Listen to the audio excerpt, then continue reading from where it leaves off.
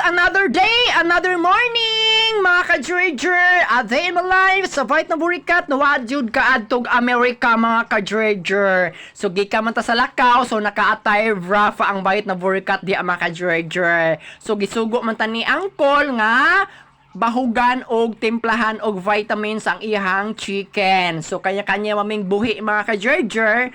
Pero magtinabangay gihapon mi mga ka-Dredger kay para gihapon sa among family and for future. O diba? Nga namin mga ka-Dredger magtinabangay lang yun mga ka-Dredger og magsinabtanay. Bisag layo ko sa akong pamilya apan duol ko sa ilaha nga diisip ko nga usa ka pamilya nila mga ka-Dredger. So dako kay ko pasalamat sa Ginoo nga naagay mga tao nga naghigugma nga tinuod sa ako nga usa ka diisip kung usa ka pamilya. So magtinabangay mi diri mga ka-Dredger para sa among future nga isa't isa mga ka-Dredger. So ato nang buhagan ang manok ni Uncle mga ka-Dredger. So dago-dago na gid siya mga ka-Dredger. So magkugi lang jud mga ka-Dredger, di lagi mahunungan nga naa jud kay ma-harvest sa imong kinugi. Pero inubanan gihapon na nimo sa pag-ampo sa Ginoo nga tagaan og kabaskog sa panglawas ang imong mga buhi nga chicken. O di ba? So ingana gyud mga ka-Dredger kay naka-on duty man si Uncle. So ako say mag-atiman sa iyahang chicken. Kay yung kahuman ni mga ka-Dredger,